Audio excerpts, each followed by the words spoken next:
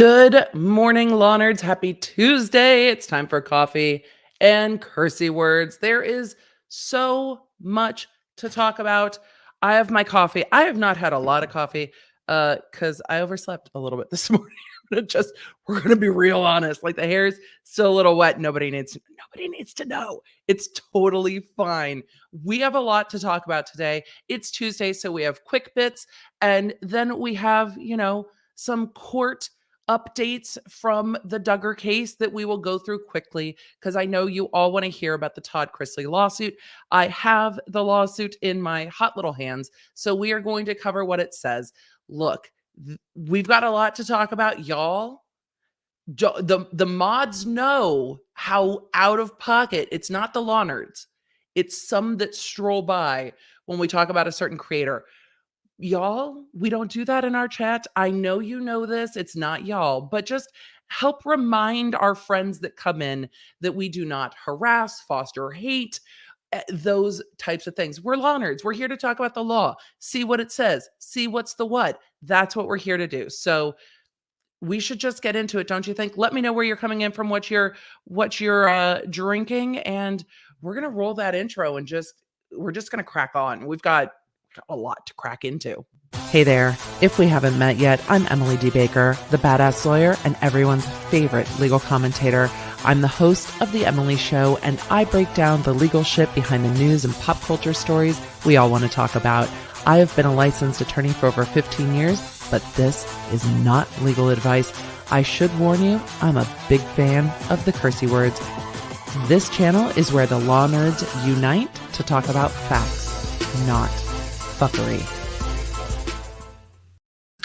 It's good to see so many creators in the chat. Hello, hello, hello. It's always nice to see you guys. Welcome, welcome, welcome. Well, I also have to give you guys an update on Court of Public Opinion.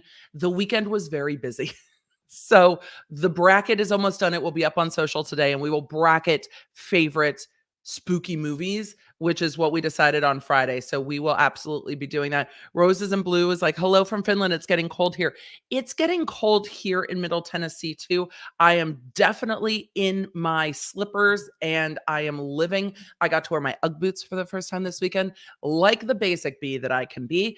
And I was living my best basic life with my pumpkin spice and my Ugg boots. And I lived for it, like me and my Tesla in my Ugg boots with my pumpkin spice. Yeah, that's me. That's me. It's a cool mom minivan. Look, it just is. Kelly says, I'm so eternally grateful for your coverage, you beautiful human. Well, thank you. Look, it's about facts, not effery. Sometimes we chat about the fuckery, but when we do chat about the fuckery, we call it what it is. And we're like, this is just fuckery. Somebody is saying it's like 85 degrees in Minnesota. That's strange. Second spring is definitely happening around the country. So it is good to see everyone. All right, we should just get into quick bits because I know we're going to have a long Q&A. Y'all want a long Q&A, don't you? I see it. All right, one more super chat, and then we're getting right into quick bits, and then we're getting into legal stuff. Hypothetical, if someone is out on bond in a federal indictment, say for a tax situation, can they still sue someone for, let's say, defamation? Uncovering hypocrisy, that does not sound like a hypothetical. That sounds like a super chat to ask me to respond to something somebody's been saying on Twitter. Look, it depends on, I have never seen a bond condition that says you cannot sue someone. Never seen it. And I have not seen bond conditions in that case, but I can pull them so we can see them. But I have never seen, normally it's do not threaten and harass. If there are victims or witnesses involved in a case, it is, don't travel outside of a certain region, no excessive use of drugs and alcohol. We went through these in the Jen Shaw case. And in her case, it was like, also don't commit a large telemarketing fraud scheme. So we've been through bond conditions. I have never seen a bond condition that says you can't initiate a lawsuit because when you are out on bond, again, you are still accused of something. You still have rights. I mean, more rights than Britney Spears. You still have rights. And those rights include enforcing civil lawsuits. And and perusing civil lawsuits. So Devil's True Lies is like, oh, my first live ever. Oh, buckle up. Welcome. If any of you else, if it's your first live, go ahead and pop a 1 in the chat. Let us know that it's your first live. I'm time stamping myself today. So I will know when we get into quick bits, which is going to be right now. So it's time for quick bits. I need to do an intro for that. I keep forgetting. But in legal news, Kanye West changed his name to Ye. Yay? Yay. Okay. One word like Madonna, like, you know, I don't know, who Cher, who else? Who Britney. We have lots of one namers, but Yay is now Yay. I don't know if he did this in connection with the divorce filing, because often when you do a divorce filing, you end up picking your new name, especially if you had changed your last name. So I don't know if this is like Ye's post divorce name, but that's possible. It looks like the divorce is settling on and they've settled some of the property stuff. So it's totally possible that this is just Ye's next chapter. Look, I don't judge what the Ye does. I don't always agree. There are things I appreciate about him, including his ongoing fight with the music industry. Why is my phone talking to me? Stop it. Stop talking to me, phone. I don't know why. I don't know why. Apologies, all. My phone is like, hey, we need to have a chit chat because apparently I had pulled up this video. So it was just. I pulled it up to drop the link on Instagram, and then my phone's like, "Oh, we should still chat." And then now I am like, am I blurry? Did my focus move? I need a new lens because my focus keeps moving on this camera, and it's making me literally crazy. Like, I don't need a new Nick Rekieta lens. Like, that's a little too crispy, but it loses focus and it bothers me. So, apologies, all. It happens sometimes. Let's get into quick bits. I've timestamped it. Now we need to re-timestamp it as I've chatted and had technical issues, because what's a world without that? Not my world, because we're professionals here. Oh, we did get into Kanye. All right, let's finish. We're done with Kanye. We're moving on. Sorry, Yay. You can legally change your name as an adult. You can do that. So, woo. All right.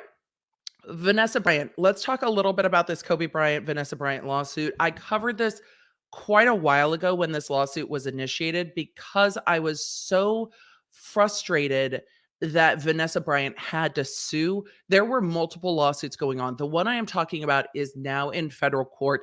She is suing over first responders, including sheriff's deputies, taking photos of the crash that took the life of Kobe Bryant, his daughter, and numerous others that were in that helicopter. It was a tragic crash. There were numerous kids that were on the helicopter with their parents going to a basketball camp or a basketball game. First responders, other than crime scene photos, shouldn't be taking pictures, and really violated that sanctity of a not just a crash site, but when somebody passes in a manner like that, you don't necessarily want all of that shared around on, not on social, but amongst others that didn't respond. It was just I hated it. I hate that it happened. I hate that she had to sue. She lost a child. She lost a spouse. I hate that she had to sue to keep the propriety of first responders who violated their duty. In my opinion, we'll see what the court says. It's a really hard case. They have been fighting it out through discovery and are now fighting over a psych exam that the county is asking Vanessa Bryant to submit to, because one of the claims in this case is severe emotional distress. Would you not be distressed? I mean, I understand this is lawyers doing their job, but would you not be depressed and distressed and emotionally overwrought if you knew that photos like this existed and were being shared and discussed? It's not like a leap for me, but this comes to us in a discovery matter. I don't think the lawyers are doing themselves any favor. However, it is not completely legally improper. I think in this circumstance, it will get denied. I think in this circumstance, it shouldn't have been brought because it just goes beyond the bounds of what's needed. And I don't think there's any reason for the lawyers for the county to assume that this is not an actual emotional distress claim. This is clearly distressing. I mean, the level of distress one would feel, I think, would be quite high.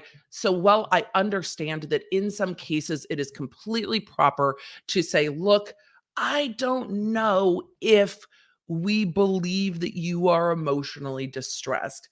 This case just again, legality and morality don't always square. And this feels deeply, deeply out of step to me. But again, these are lawyers that are doing their job for the County of Los Angeles, the County of Los Angeles Fire Department, and individual first responders that are named in this lawsuit who never should have done what they did. This should not have been fought out in discovery. The county should have said, my opinion, I'm so sorry. This is horrifying. These individuals have been terminated from their duty, and we will give you money, because this isn't really about money for Vanessa Bryant. I don't think she is at a loss for money. I think this is about making sure that impropriety doesn't go uncalled out and that it doesn't happen to others. I mean, we've seen celebrities be hunted. We've seen that happen to not just Princess Diana. We've seen it happen to Britney Spears and others. And this feels like another level of that, you know. And all of you that are following the Britney story and watching the cameras up against the ambulance as she's being removed from her home, it's horrifying. But there should be some morals and some ethics and some boundaries of decency that aren't crossed, especially by first responders. They know better. They are trained to do better, and this is not okay. So, she is we talked about the initial lawsuit ages ago when it happened, and I will find that and put it down in the description below after this live stream. But this is just the notice of motion and joint stipulation regarding defendant County of Los Angeles motion to compel medical examinations of plaintiffs. Look, I think this will get denied, but a lot of you asked me about it on Twitter, so I wanted to bring it up in a quick bit because, again, legality, morality. Legality, morality. This isn't a good look for anybody, but the County of LA, I don't think cares if it's a good look or not. Like, they're not trying to protect their image the way another defendant might, because they're not an individual, they are a county. So they are moving to for an order compelling plaintiffs Vanessa Bryant, Matthew Mauser, others. These would be minors, by the way. No, I'm just gonna say no. I want this to be no.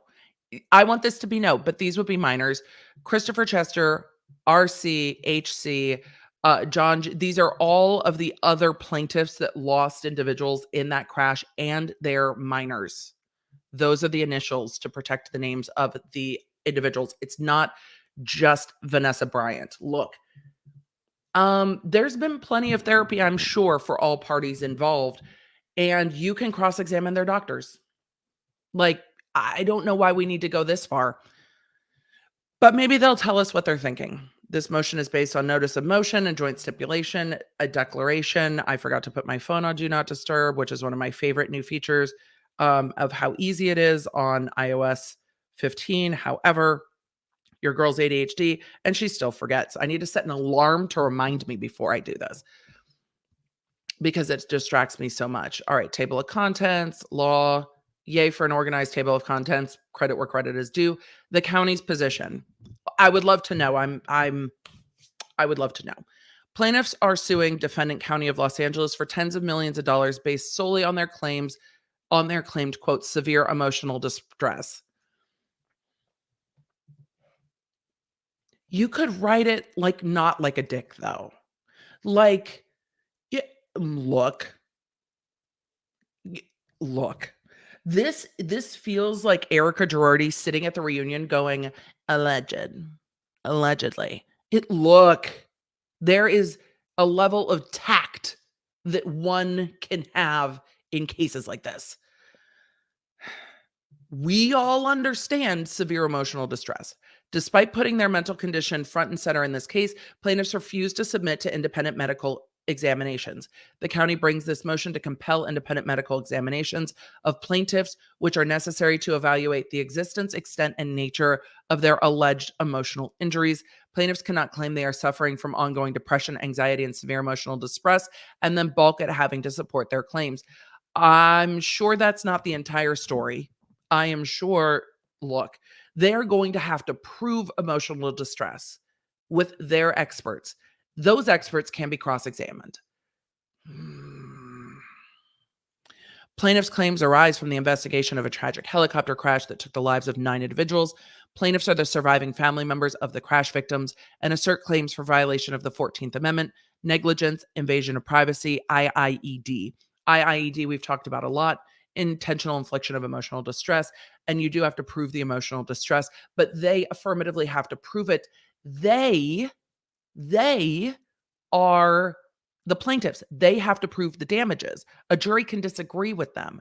The defendants are saying, how can we defend ourselves if we don't have our expert evaluate you too? Defendant's position is that while plaintiffs have undoubtedly suffered severe distress and trauma from the crash resulting in the lives of their loved ones, their distress was not caused by defendants or any accident site photos that were never publicly disseminated. Independent medical examinations are not only necessary to evaluate the nature and extent of the injuries, which would be the severe emotional distress, and they are critical to the county's defense. Defendants asked plaintiffs to stipulate with properly trained board-certified forensic psychiatrists. After weeks of stalling and evading, plaintiffs refused to submit, necessitating this motion. So we are in a discovery fight over this. This is plaintiff's position based on what the defense is saying. I hope they recite it correctly, but we have not pulled out the plaintiff's response because this is the defense's motion. Unable to defend the indefensible conduct of its employees who took and shared horrific photographs of plaintiffs' deceased loved ones, and with just a few weeks remaining before discovery closes, the county has resorted to scorched earth discovery tactics designed to bully plaintiffs into abandoning their pursuit of accountability. Well, I guess they didn't step around it at all. Again, credit where credit is due. They did not step around it in their motion, and I think fairly summarized what the plaintiffs have probably said in this, and I appreciate that for what it's worth. After seeking intrusive discovery into everything from plaintiffs' privileged therapist records to middle school report cards, the county now seeks to compel victims of its employees' misconduct, including 4 teenagers, a 10-year-old child, a 5-year-old kindergartner, to undergo psychiatric examinations. Adding insult to injury, the county is making this demand while simultaneously refusing to make 2 of its key witnesses, Sheriff Villanueva and Fire Chief Osby, available for a deposition. Oh, the fucking hell. What you can't do. I don't think that's going to be taken well by the court when this comes to court. The court's going to be like, what you can't do is not have the fire chief and the sheriff subpoenaed for depositions and then submit a 5-year-old to a psychiatric evaluation to bring in court. That said, if I were filing this suit, I might have filed the emotional distress on behalf of just the adults and not the children at all, though they are no doubt distressed. I might not have. I don't know. That's a strategic choice. That would have been a hard choice, I think, for the parents and for the lawyers to make. But we haven't done a deep dive into this case, and we might have to down the road. Let's see what the court does on this, and then maybe do a deep dive running up everything that's happened in this case.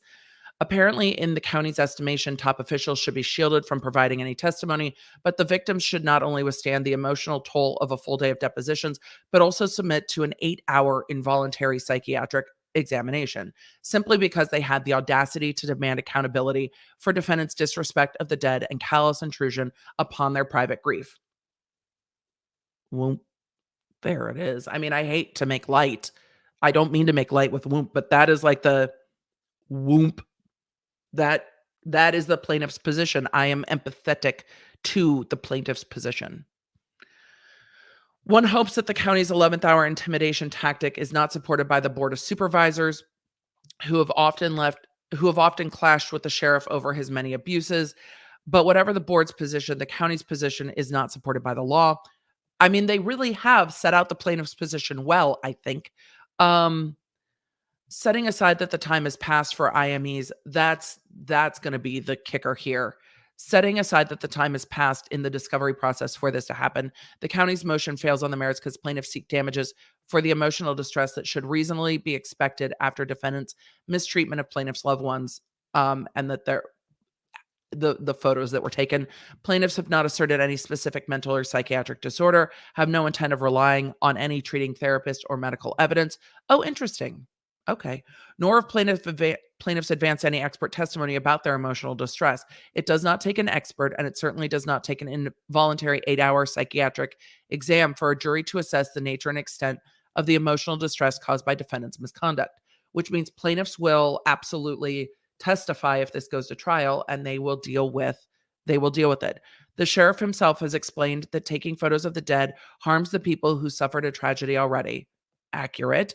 Plaintiffs' disgust, distrust, and fears are the feelings that any reasonable person would experience if public officials entrusted to protect the dignity of their deceased family members snapped graphic photos of their loved ones' remains and used the photos for cocktail hour entertainment and failed to contain and secure the photos. Their requested mental examinations are unwarranted. So that's both sides of the thing. We can get into the law. I think if the court is looking to deal with this expeditiously, if the time has already passed in the discovery process, and there are discovery timings for these things, if the time has already passed, the court's going to be like, the time's already passed. You should have asked earlier. You can't ask at this late stage to take these evaluations. Though they are not improper in all cases, they are legally able to be asked for, but the court can deny this. So we will see what happens from here. If you guys are interested in this case, please let me know, not just in the chat, but in the comments, and I will do a deep dive into this. It seems the discovery has gotten very heated, and that would be really, really difficult. One of the headers here is that the IMEs that the county seeks are reprehensible. Sorry. I read reprehensible. It's not. It says they're reasonable. That's right. This is the defense motion, not the plaintiff's motion. The plaintiff's motion would say reprehensible. The county has selected the doctor. They're going to go through and stand by that these should be taken and that the court should award sanctions for the plaintiffs not acquiescing. I don't think the court's going to do that. I appreciate the way they've laid out the plaintiff's position. So this is happening in federal court. We will see what the court rules. I will be looking at the court's ruling. Again, this is not a legally improper motion. They should have brought this sooner if the discovery timing for these medical evaluations has passed. Suing a government entity is already very difficult.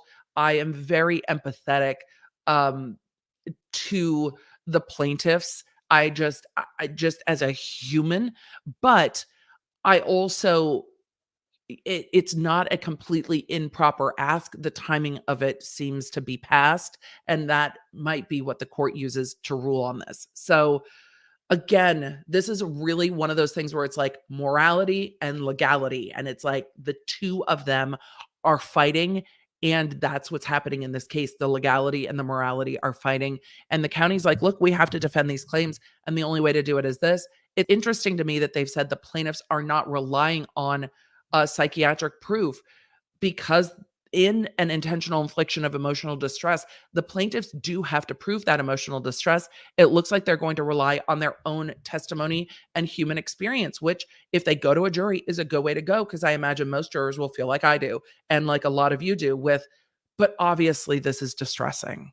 Like, how would you not be distressed by that? Like, obviously this is adding insult to injury, but I understand why the county brought the motion. I just don't like it. So it's not legally improper. It just feels icky. And that's where we're at. I wanted to address it just because so many of you had asked me about Vanessa Bryant and others. I'm actually not as horrified about Vanessa Bryant being asked to take a psychiatric eval as I am about the number of children that are also plaintiffs that would be subjected to that because they've been through so much. So it's a whole lot. It's a whole lot. All right, you guys, I know, well, we have a few Duggar things to get to, and then we are going to get to the Todd Chrisley lawsuit. So we are going to be at 25 minutes on time stamping. I'm going to swoop. We're going to get into real quick what the court said in the Duggar case because I've been asked a lot. Let's just do a few Duggar updates. Welcome to the reality television portion of Coffee and Cursey Words. So Josh Duggar, with regard to the change of plea, that was due yesterday. So I pulled up again the court's pretrial scheduling order in the Duggar case. If you are not following the Duggar case, I have lots of videos. I think there's a playlist covering this particular case. We're not getting in to this case. We're just talking about the last motions. Look, the decision to enter a change of plea, meaning changing your plea from not guilty to guilty, needed to be advised to the court yesterday. That doesn't mean we would see it in the court filings. They needed to literally email the court. That is not a filing in court. We would not see that on Pacer. We would not know. But a copy of the signed plea agreement must be submitted to the court via email no later than October 20th. So if that is done, we may see something in the court record by the end of the week. However, this gives room for an open plea to be taken after the 18th, unless the court grants an exception. Exceptions must be requested in writing at least 10 days prior to trial. There could still be a change of plea. It gets harder from here, and there would be no deal on the table. So that's where we're at. But we now have the court reasoning in this case because the court filed their official decisions. What we had before was just the minute order showing all those motions denied. Did you say that again? No, Siri. Sorry, I couldn't hear. I'm not talking to you, Siri. Siri wants to be on this live stream so bad, y'all, all the time. So what we had talked about was the motion hearing minutes where the court showed that they had denied these motions. The motion to suppress statements and requests for evidentiary hearing denied. The motion to dismiss for government's failure to preserve evidence denied. This is what we had gone through before. Now we have the court's written explanation. We're not going to go through all of them in depth. We are going to go through them quickly because we already know that the court has denied them all. I am curious as to what the court said, and I have not gone through these other than a cursory glance. I want to see what the court says about some of these motions. Now, remember, we had the motion to suppress the head, shoulders, knees, and toes. I'm kidding. The photos of the hands and feet. We had the motion to suppress statements made, including, what? Are you guys here because somebody's downloading CP? That is a summary of the statement. That's not the exact statement. That is a summary of the statement. We had motion to dismiss the entire thing because of the appointments clause. We had a motion to dismiss the entire indictment because the government allegedly did not preserve evidence because they looked at other people's cell phones that were witnesses and didn't make any formal reports on that. So we're going to get into those real quick with the coffee. Did I swoop? I think I swooped. Woo-woo! Now before the court are the following motions. Motion to suppress statements made by Josh Duggar on November 8th, 2019. Motion to suppress photographs of hands and feet. Motion to dismiss indictment for violations of the appointments clause. Motion to dismiss for failure to preserve. All motions denied. To the extent anything in this order differs from what was stated on the bench, this order will control.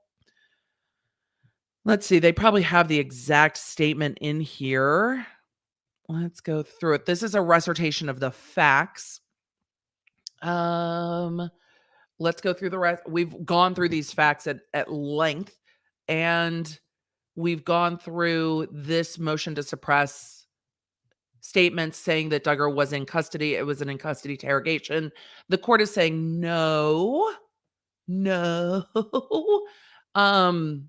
This was not in custody, and the court is going through their finding that it's not in custody. They went through the papers.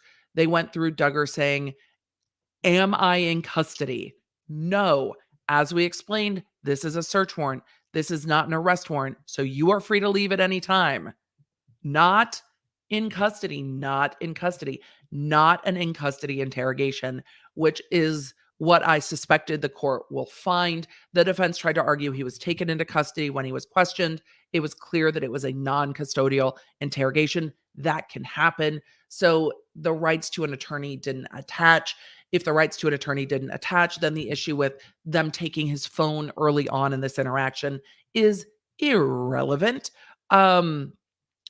Then, so the court goes through their in custody determination. The court goes through what was said. Let's see, where is what was said?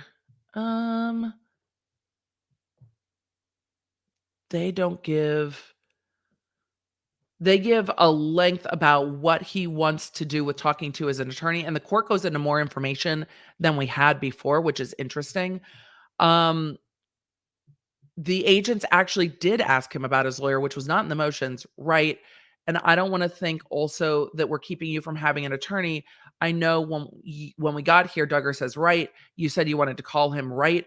Obviously, with your phone, we can't do that. We will call him.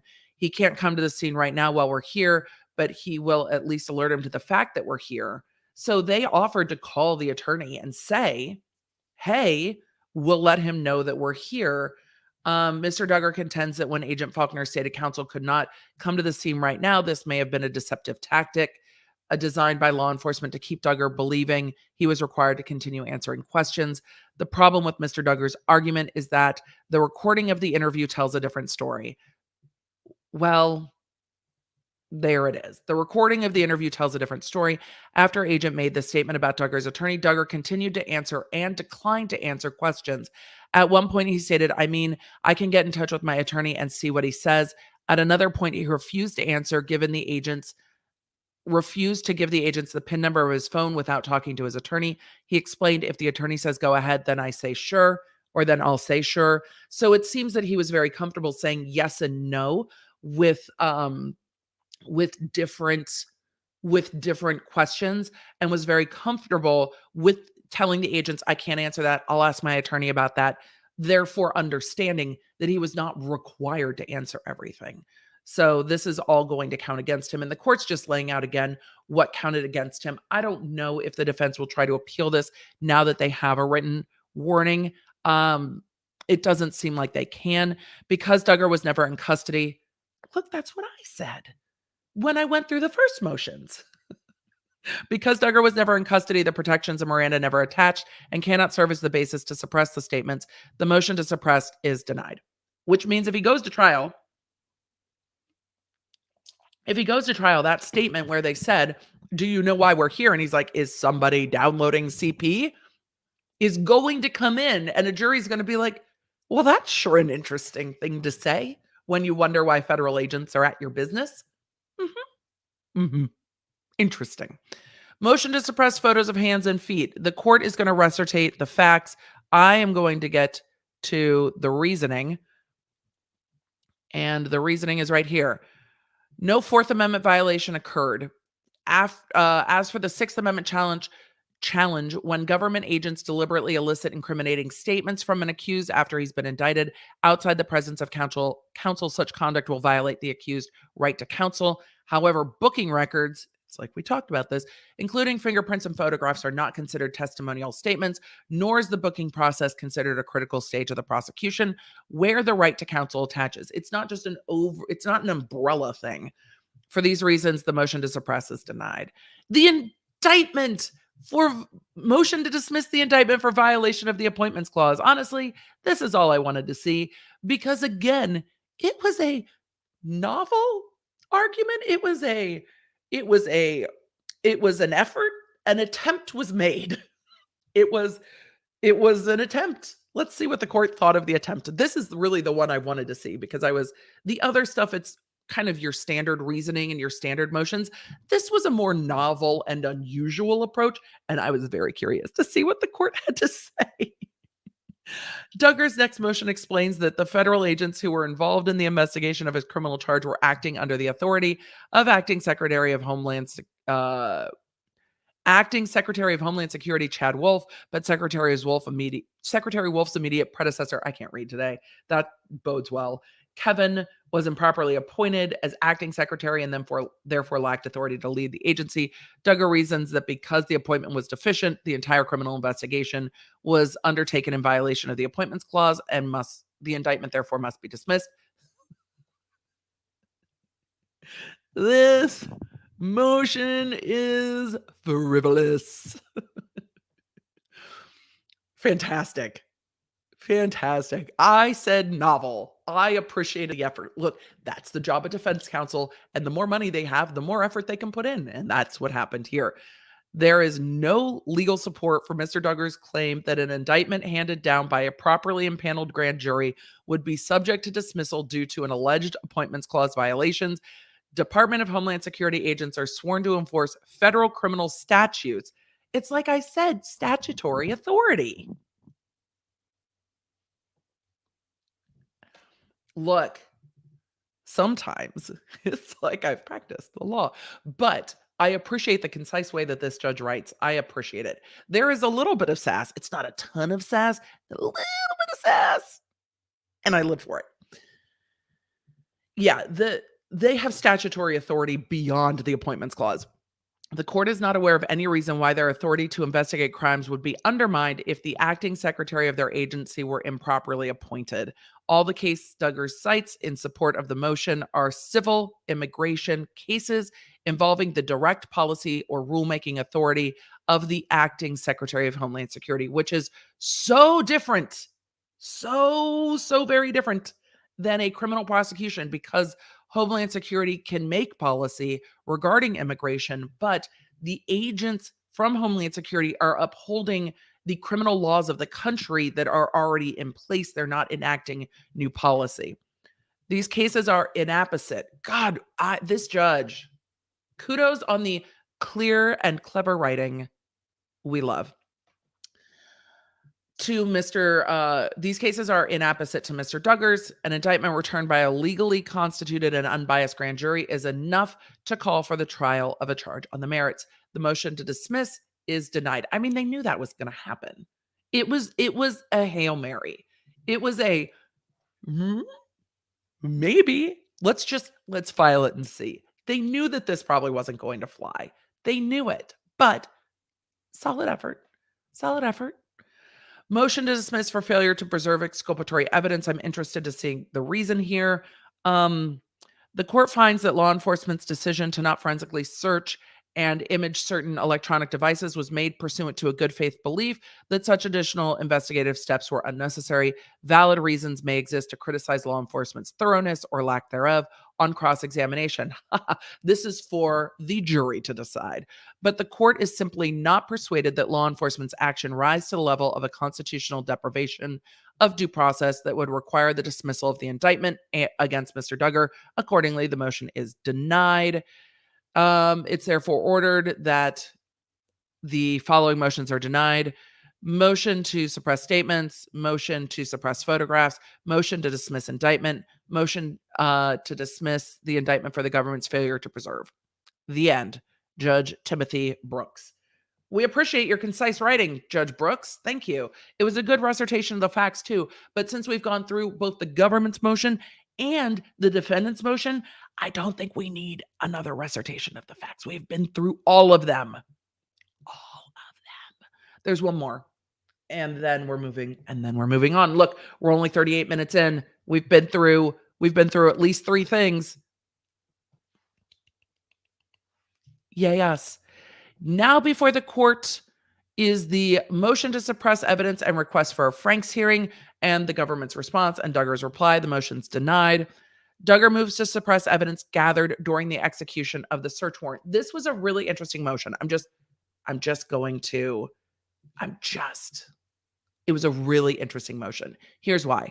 They were trying to argue that there's a reasonable expectation of privacy in the internet traffic because they're using a torrent, because they're trying to conceal allegedly. Well, no, you use a torrent to try to conceal internet traffic because links were gone to try to conceal internet traffic.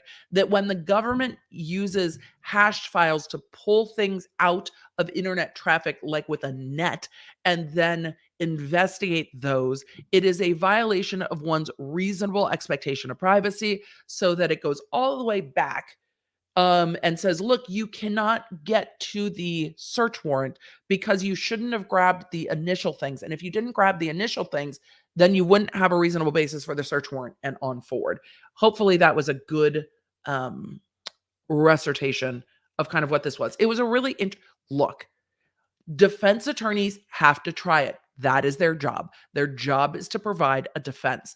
I think they did a very good job. I don't agree with them, but I think they did a very thorough and good job putting together these motions and putting forward arguments that make sense. This argument made sense to me, and I was like, I disagree. Like, the government's allowed to do that. The internet is not private, but I appreciate the argument that's being made. So I appreciate that. Duggar moves to suppress evidence gathered during the execution of a search warrant at his business, a used car dealership. The items were taken off site. They were forensically examined. They were forensically examined twice. In the motion now before the court, Duggar criticizes the methods used by law enforcement to obtain the search warrant for his business and contends there was no probable cause to support the warrant. First, he argues that the material facts were omitted from the affidavit supporting the warrant, and that these omissions are so serious the court should hold an evidentiary hearing pursuant to Franks v. Delaware. Footnote 2, the court has a footnote. It appears there were 2 search warrants issued with respect to the case. That's true. There was an issue with Ozarks Go. Ozarks Go, the internet service provider for the target IP address, initially supplied the wrong residential address to law enforcement. Agents obtained the final search warrant and attempted to execute it. They made contact with the residents, realized it was the wrong one, then corrected the warrant, and then went back. Though Mr. Duggar argues this mix-up tends to show the agent's recklessness, the court finds that the mix-up was an innocent mistake. Allegations of negligence or innocent mistake are insufficient to invalidate a search warrant. I don't know if it was innocent mistake. I think it was a mix-up from the business, Ozarks Go, that provided the internet, saying this is the address. That's not on. It's not like law enforcement went to the wrong place. They went to the place they were given by the business. The business gave them the wrong place, and then they corrected it. That just happens. Duggar believes that law enforcement intentionally or recklessly excluded the following critical information from the affidavit. 1, that law enforcement downloaded the suspected CP or CSAI from his IP address using software called torrential downpour, which Duggar contends is unreliable and produces false positives, that the IP address was associated with a small business rather than a residence, and the business may have used an unsecured wireless internet connection or secured connection with a password known to multiple individuals. Well, they were searching the place, not searching the person. That law enforcement did not successfully download the entire zip file described in the affidavit, and that a portion of the file was downloaded was corrupted and impossible to view. If the rest of the file has the shit on it, it doesn't matter if part of the file was corrupted. But they wanted that to be in the affidavit.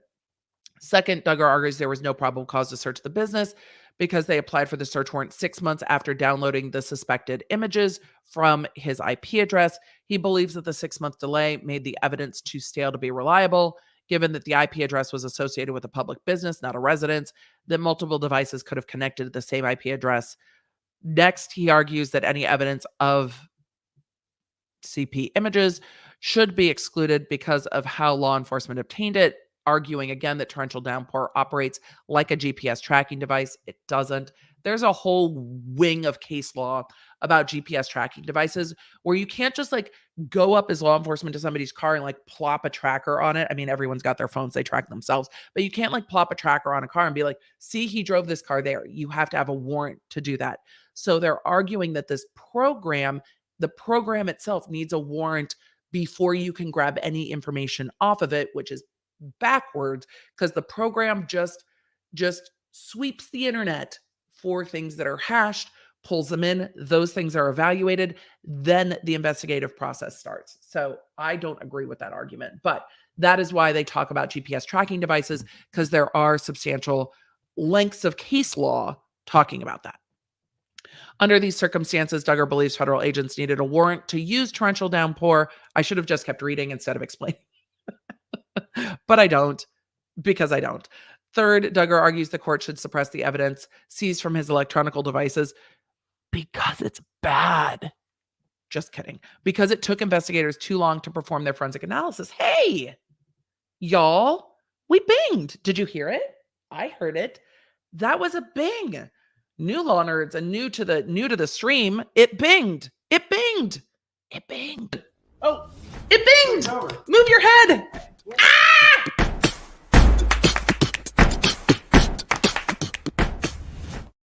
Thanks to those of you that did the likey, subscribey things. I forgot to say it at the beginning of this video or even in the middle. So thanks for doing the likey and subscribey and the YouTubey things. I appreciate it. Let's look at the court deny Duggar his last attempt here at saying that the internet should be private just because you try to hide what you do on it, and that the evidence was too old, and watch the court say negative ghostwriter. That pattern is full. To justify a Franks hearing, the defendant must make a substantial preliminary showing with specific allegations that the affidavit submitted in support of the search warrant included a deliberate falsehood or reckless disregard for the truth. Look, all of you are probably like, Emily, what's a Franks hearing? It's an evidentiary hearing to examine the officer that wrote the search warrant and the search warrant affidavit to determine if there was a deliberate falsehood in the search warrant affidavit. You can't lie in search warrants. Look, if you don't have enough to get a search warrant, you don't have enough to get a search warrant. Sucks to be you. Do more investigation. But if you have enough, then, you have enough. So they wanted to do a Franks hearing to examine the officer that did the affidavit and examine the affidavit more, to have, a full hearing of proof, which the court denies. They go through all of the law. Here's the discussion, which is what we really wanted to get to.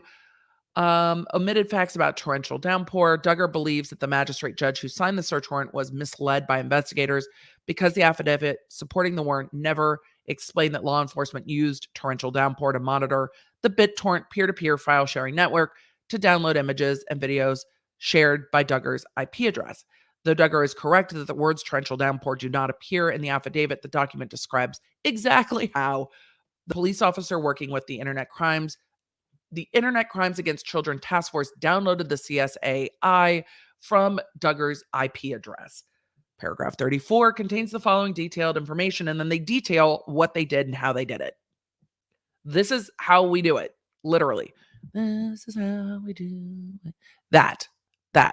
Omitted facts about Duggar's small business. They complain about that. The court says the affidavit described law enforcement's efforts to verify the address associated with wholesale motor cars was the correct location listed on the new search warrant before attempting to obtain it. Officers already knew from Ozarks Go that the IP was assigned to Duggar. An officer went undercover to visit wholesale motor cars November 1st. The officer posed as a member of the public seeking to purchase a car. He spoke with Duggar and an employee and observed electronic equipment in the business and on site. When law enforcement applied for the second search warrant, the area to be searched was described as any and all structures, outbuildings, and vehicles, including motorhomes and RVs, located on the property and or arriving on the property and curtilage of wholesale motor cars. So it's described as a business. Omitted facts about the partial downloaded zip. It seems that the court is not persuaded or moved. Though Duggar attempts to minimize this evidence by describing it as a single video file with an innocuous name, he does not contest that it depicts what law enforcement claims it depicts. Their affidavit said what they said. The file has what it has. I'm not getting into describing the file because it's horrific and we don't need that much description of what is seen in those videos. It is within this motion and it is within the affidavit. It identifies the children as being between 7 and 9 years of age, and it describes what is on the video. What is described is exactly what is illegal. So while Duggar attempts to minimize the look, let us not forget that when law enforcement in one of the other motions said, we offered to show defense counsel all of the images we had and they declined. Even the lawyers don't want to see it. Lawyers never want to see it. You cannot unknow, you cannot unsee. You cannot. And you cannot. So that is all we are going in for. That's why I took it off the screen, because I realized we had gotten to the part where it describes it.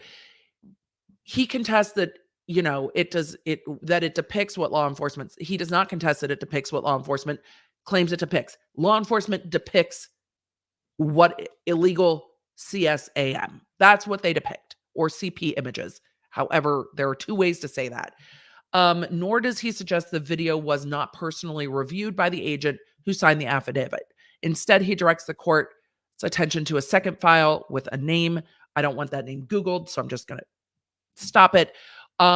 Which the affidavit explains is a folder containing approximately 65 images of a prepubescent female. We're not going to talk about what's in that file. They describe it. It's described enough.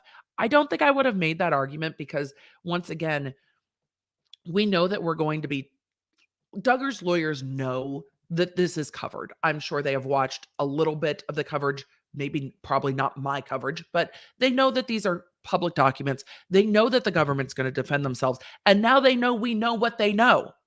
And we know they know what the government saw, and they know we know what was in all of those images. We know. We don't want to know. I think some of us know more than others, just because look, when you work doing this, you don't have to imagine hard what this is.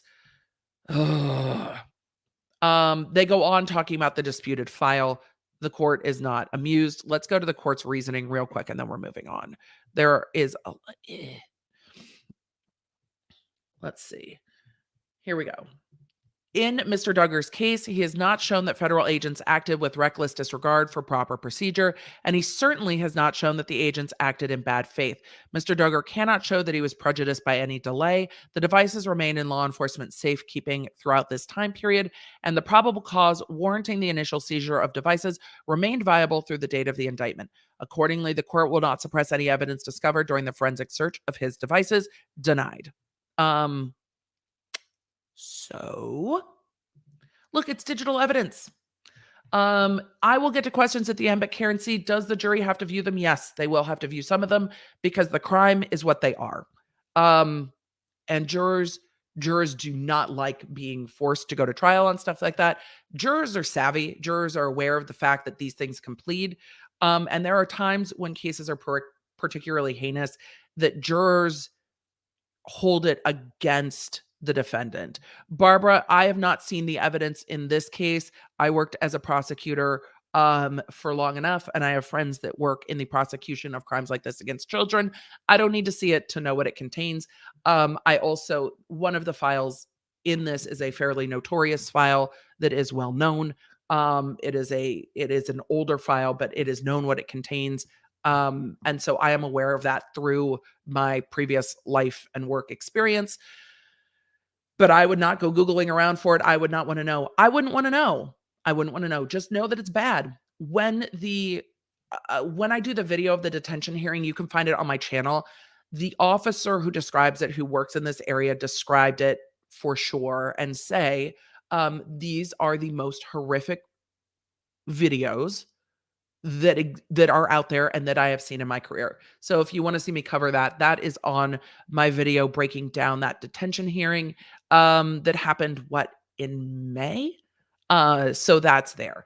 You guys, are you ready to move on? Shannon M said, I Googled it. Don't do it. I wish I hadn't. Yeah, there's something. Look, you can't undo knowledge and you can't unsee shit. So just know that the law enforcement officers that work in this particular realm of law enforcement have said it is the worst they have seen in their career, and go with that. I don't always ask people to just trust, but on that, just trust. Are we ready to move on? Let's move on. Let's move on to Chrisley, and then we will move on to questions. It is, where are we at? All right. I'm timestamping. Because because I have to make notes, We can undo it. Let's move on to something else like, defamation. Just move on. Defamation. Some more. Lord. So I have seen some of what has played out on Twitter, not all. I have not followed closely the back and forth that has been going on Twitter. So just know that I have not followed the ins and outs of that, and I don't need to break down this lawsuit. I watched some videos about this, but not a ton. As we jump into talking about Todd Chrisley suing KJ from Without a Crystal Ball, I would like to say lawsuits are allegations. That I am a strong proponent of the First Amendment, so you are allowed to say shit about people, and when it crosses the line, we talk about it crossing the line. Whether this does or doesn't, we are going to talk about it together. This is not to foster derision towards an individual who is a polarizing figure on this platform that I love. So all I ask is that the chat be respectful. There are plenty of places if you want to go talk about all of the ins and outs of the KJ where you can do that. We are talking about the lawsuit. We are talking about what is happening here. We are talking about that. So thank you for respecting our chat rules. I appreciate it. We do not foster a hateful environment here, and I know you don't. I know that it is not the law nerds who do that. I personally feel, and I've watched this unfold since like the end of last October when KJ got sued by Toddy Westbrook, that there is a vitriolic anti-community that can take it too far. That is never okay. Going real world with people is never okay. So just know we are going to talk about the allegations. These are allegations. That's what they are. It's a lawsuit. It's a lawsuit. It's allegations. But I should talk about how I got it. So this has been pocket served. Pocket service in Minnesota means, and we've talked about this in other cases too, pocket service in Minnesota means that there are 20 days to respond, and then it gets officially filed in court. So this has been served, but this will become public on the public court website after that 20-day period. Between then, this could resolve. I mean, if I was a betting woman, I would bet against not. This could resolve. This could not get filed. There are things that can happen in that 20-day window. But I asked if I could have a copy, and I got one. So we're going to go through it because, it's here. And the only reason I asked is because Todd said on Twitter that this was going to be filed. So I said, hey, can I have a copy? And here we are. So we're going to talk about it because I was curious as to what the allegations are in here. This has been filed this will be filed. This has been pocket served. We should probably go through the notice of service first. That would make this make more sense.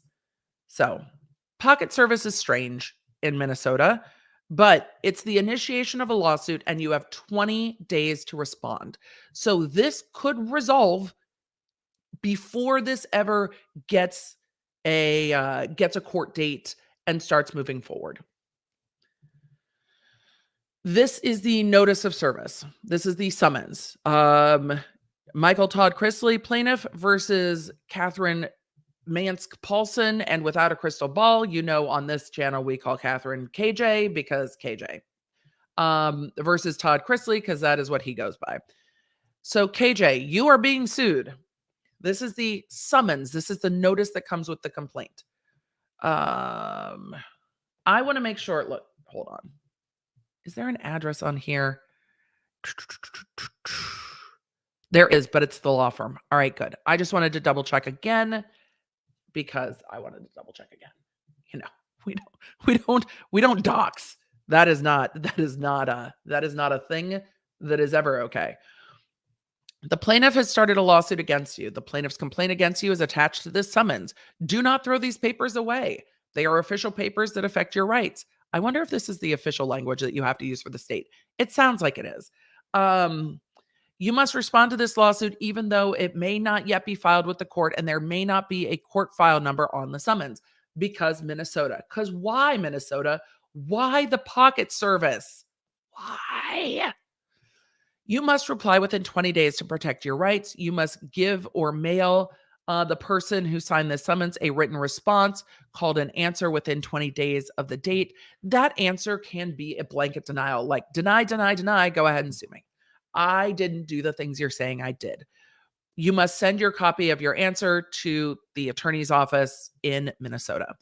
You must respond to each claim. The answer is your written response to the plaintiff's complaint. In your answer, you must state whether you agree or disagree with each paragraph of the complaint. If you believe the plaintiff should not be given everything asked for in the complaint, you must say so in your answer. You will lose your case if you do not send a written response to the complaint within 20 days. Do they enter defaults in Minnesota within 20 days? I don't know. I don't know. But, maybe they do. That is a Minnesota specific thing. But again, advising someone of all their rights is always better than not. Legal assistance. You may wish to get legal help from a lawyer. Yup. If you do not have a lawyer, the court administrator may have information. Alternative dispute resolutions. The parties may agree to or be ordered to participate in ADR under Rule 114 of the Minnesota General Rules. You must still send your written response to the complaint, even if you expect to use ADR, which means this can be pocket served. Then both sides are like, this is what we're suing you for. This is what you know. And then they can all decide to go to ADR. They can all just go to alternative dispute resolutions, do depositions, have dispute resolution, and this never go formally through the trial process and the discovery process. That can happen here. So this, again, allegations, and that can still happen. These are all things that can still be denied. Let me pull up the next part, and we'll just go through what the complaint alleges. Again, allegations and shade are what complaints are made of. We know that. And Minnesota. This one is in Minnesota. So this is being served out of Wright County, Minnesota in the 4th Judicial District. It's a personal injury case. It's a civil case. It is not a federal case. There is not going to be a jurisdiction question. They just brought it to her jurisdiction. Nature of the action. Michael Todd Chrisley brings this complaint against Catherine Mansk Paulson, aka Katie Joy Paulson, and alleges the following. Nature of the complaint. For 2 years, Katie Joy Paulson has made a living by broadcasting defamatory falsehoods about Michael Todd Chrisley to her thousands of social media followers. She has repeated and embroidered, malicious lies about Mr. Chrisley, star of USA's popular reality TV show Chrisley Knows Best, in order to drive web traffic to her various social media platforms. I mean, I don't know how else you describe web traffic, but to drive attention? Well, her campaign of defamation has ranged over a variety of topics. Ms. Paulson has played a key role in spreading and perpetuating a particularly vicious fiction that Mr. Chrisley attempted to extort his own daughter, threatening to release a sex tape and nude photos of her unless she agreed to perjure herself in a criminal investigation. I'm going to be completely honest. I have no idea what any of that is about. Like, I do not know at all. Somebody's like clicks and views. Yes. I don't know if you can. I mean, that's what it is. Web traffic boils down to clicks and views, doesn't it? So I don't know what any of that is about. I just don't. We're going to just keep going. They say this allegation is unequivocally false. Mr. Chrisley never made such a threat, nor to Mr. Chrisley's knowledge does such a tape exist. Ms. Paulson is a self-described close personal friend of Lindsay Chrisley. Ms. Paulson, a self-described close personal friend of Lindsay Chrisley, has nevertheless repeated it over and over again. She has touted her friendship with Ms. Chrisley, implying that she possesses inside knowledge of the incident in question. I will say, if that is true, that she possesses inside knowledge and she was told this, it is going to go in her favor of saying, I we'll get to the elements of defamation at the end of this, but if it is true that if it's accurate that she has inside knowledge, then that will err in KJ's favor, because she will say, I had reason to believe this is true because I talked to the person it was about and they told me that it was true. Therefore, it's not malicious. Therefore, it's not defamatory, because it is fact. And that we will see if that plays out. We will see what an answer is if this goes to court. So inside knowledge can be a defense. Again, we're going to talk about both sides of the thing. I know a lot of you don't like KJ. We're talking about both sides of the thing. She has even fabricated an interview with an anonymous Chrisley Knows Best crew member corroborating it. Again, I do not follow her coverage. I do not know, but we will get to questions. I'm sure y'all will tell me. The chat will let me know. But Ms. Paulson has known this improbable and incredibly damaging allegation to be false from the start. She has repeated it to curry favor with Lindsay Chrisley, whose friendship with Ms. Paulson is among the few things distinguishing Ms. Paulson's social media presence from her competitors. That's an interesting argument. A very interesting argument that it's like, look, part of the reason she is touting this relationship is because in the world of covering reality TV, and I really think that's the type of channel that KJ has, she covers reality television, particularly it seems like TLC stuff, that having a relationship with people on those shows would set your channel apart and give it an air of truth that other channels might not have if they're just repeating things they've seen on Twitter and social medias. As well as to enrich herself at Mr. Chrisley's expense. Not content not content to merely repeat content. Look, we're talking about YouTubers. It's all content. Not content merely to repeat this falsehood, Paulson has recently accused Mr. Chrisley of attempting to extort her as well. I mean, Nate the lawyer, same. I hope same. She has falsely claimed to her thousands of followers that Mr. Chrisley made threats against her, and in doing so had committed the, quote, felony of extortion, which is going to lean towards your defamation per se, which can be a bit easier to prove than just defamation because of the elements with regard to damages. Mr. Chrisley will not suffer further accusations of criminality and unconscionable behavior towards his own daughter. Accordingly, Mr. Chrisley brings this suit where we know where he stands on it, because that is clear. I think he's also made it clear in his podcast where he stands on this. Will not suffer further accusations of criminality. Again, that sounds like defamation per se. We will see. Chrisley is an individual resident of Nashville, Tennessee. Oh my God, my cat. I did not see my cat come in and then bumped against my legs and actually scared me. Hi, Fred. I'm sure y'all see Fred in a minute because he's made himself known. Paulson's a resident of Minnesota in Wright County. This is the county where this has been filed in. So that's the jurisdiction stuff. Business is a limited liability company incorporated in Minnesota. Hello, Mr. Fred. Don't go knock everything off. Say hello. Don't go knock everything off my desk. Thank you. Fred's like, where do I sit? There are so many cups. Accurate, Fred. There are so many cups. That works. All right. Sorry for the paw nerd interruption.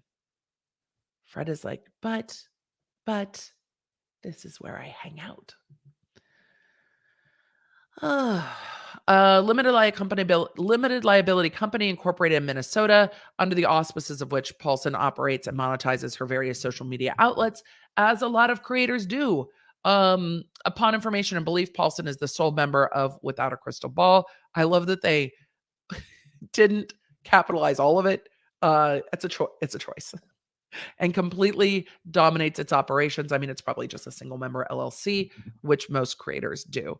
Paulson and Without a Crystal Ball are alter egos of each other, which means that, Without a Crystal Ball company is not a company outside of the content that KJ creates. which is actually an alter ego claim. Look, the alter ego claim I don't like is trying to say that Teddy Fresh Clothing Company is an alter ego of the H3H3 podcast. That one doesn't fly for me. Fred, really? Now? Now's the time? We're going to throw everything off my desk. Good luck with that. Apologize for the noise in the background. It's just going to be the way that it is. Background. Todd Chrisley is a real estate investor and star of USA Network's reality TV show Chrisley Knows Best. The program is now in its ninth season and follows Chrisley and his family, including his children. Lindsay Chrisley is Todd Chrisley's eldest daughter. She played a recurring role on Chrisley Knows Best until its fifth season. At that point, the network declined to include her in future seasons of the show. I literally know nothing about any of that either. I have not researched the background between Todd Chrisley and his daughter Lindsay Chrisley. It seems like there has been a falling out of some sorts, but that is from the briefest of brief Twitter looking. Because again, I just want to see what the lawsuit says. Lindsay Chrisley blamed her family, and particularly her father, for her ejection from the show. As a result, she became estranged from her family and lashed out at them in the media over the following years. On October 17th, 2019, Lindsay Chrisley gave an interview to the talk show Dr. Phil. She recounted a meeting between her and her father, at which Mr. Chrisley discussed Mr. Chrisley. She recounted a meeting between her and her father at which, at the meeting. So she's on Dr. Phil, on the Dr. Phil. So she's talking about a meeting between her and her father, at which time her father, Todd, discussed criminal investigations into him and his family. In her accounting of the meeting, she denied having an affair with a state official involving one of the investigations.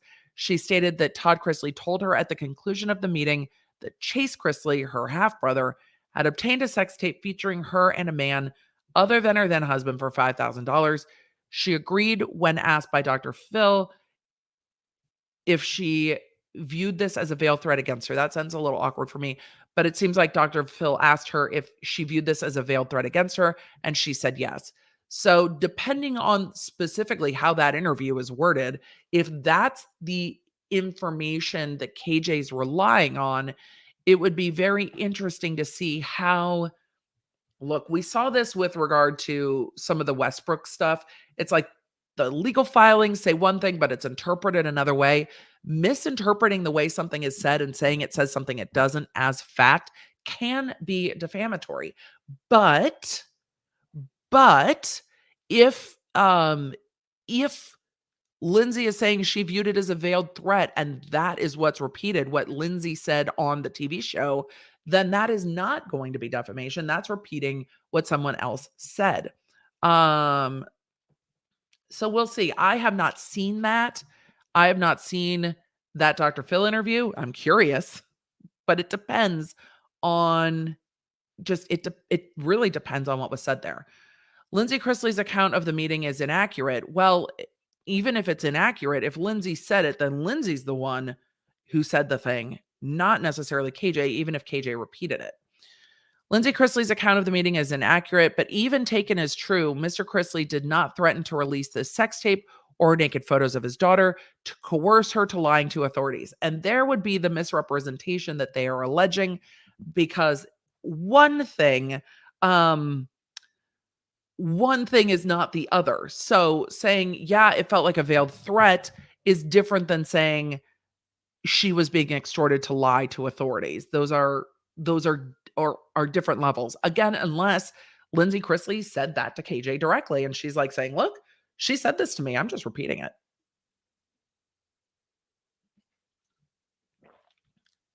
Mr. Chrisley did not, no, I read that wrong. Mr. Chrisley did what any father would do in this extraordinary situation: warn his daughter that someone she wrongly believed to be her friend had betrayed her trust and marketed a sex tape featuring her. That is just a strange situation, but I imagine if somebody's trying to market a sex tape of your child, and you are in the media, you try to shut that down. We saw that. Well, this was not a sex tape. I'm going to say Kardashian and not a sex tape, and all of you are going to be like, wait, what?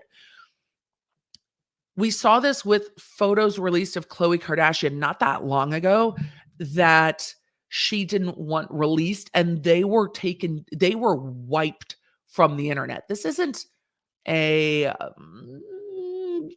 unusual thing to have happened. If this is, I'm not, it's not unusual that celebrities try to shut down things that may be harmful or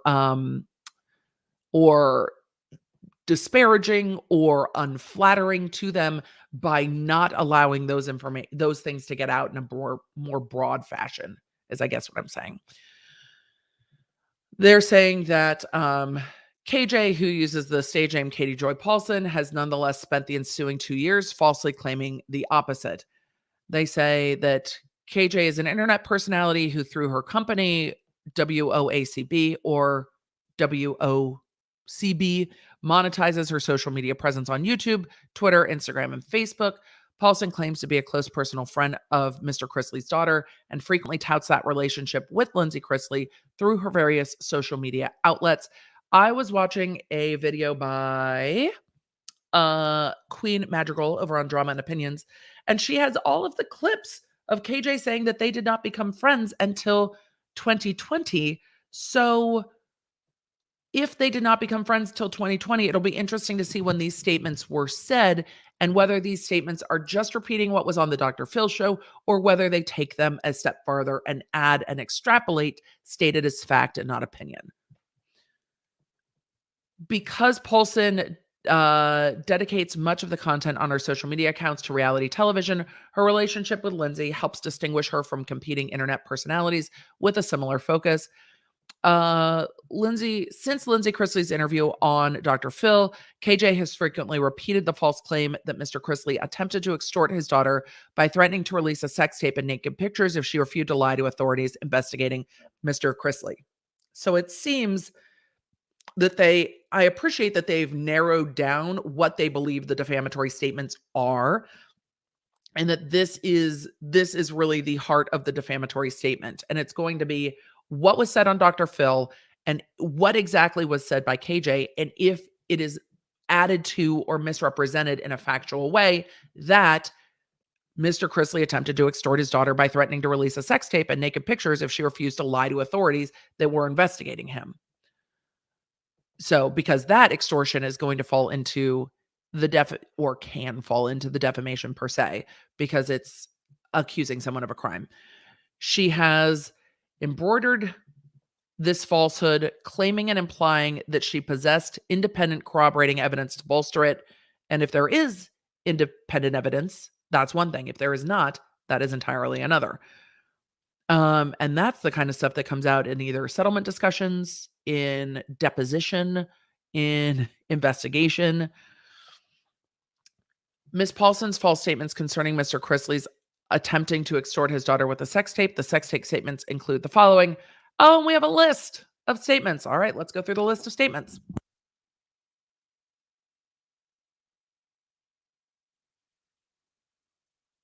List of statements. On October 19th, 2019, Paulson posted a now deleted YouTube video lasting more than 45 minutes dedicated to the allegation that Chrisley attempted to extort his daughter with a sex tape. In that video, Paulson speculated at length that Mr. Chrisley was involved in a plot to extort his daughter. Ms. Paulson repeated the allegation that Chase Chrisley and possibly Todd were coercing Lindsay and Robbie. The assumption here is that Chase was attempting to obtain any videos or nude photos that he would have of Lindsay in an effort to have leverage over her in order to threaten her to cooperate with the investigation. There's some couching in that, because it says possibly Todd were coercing Lindsay, so it's going to come down to, again, exactly what was said. In another now deleted YouTube video from October 19th, 2019, I wonder if the statute of I bet the statute of limitations in Minnesota is 2 years, because today's October 19th. So these would be right within that window of statute of limitations. Because in some jurisdictions it's 1 year, in some jurisdictions it's 2 years.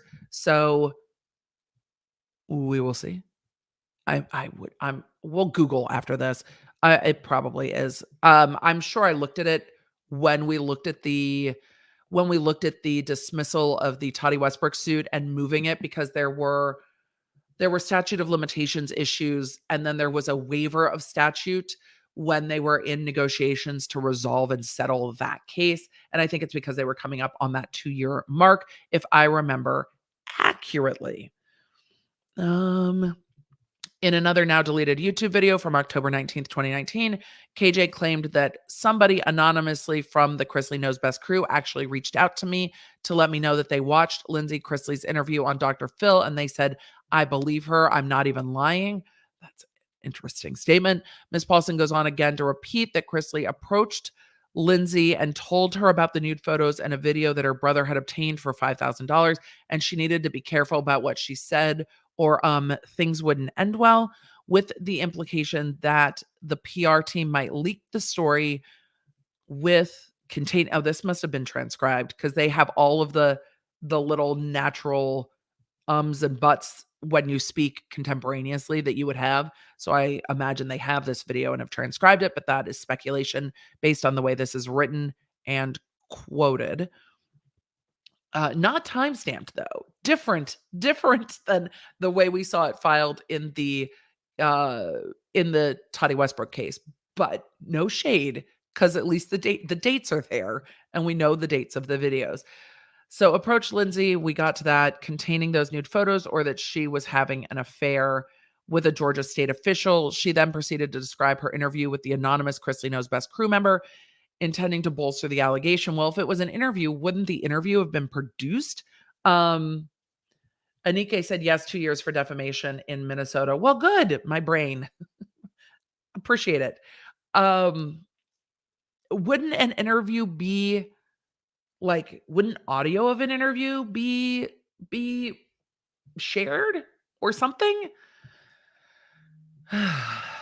She then proceeded to describe her interview with the anonymous Chrisley Knows Best crew member, intending to bolster this allegation.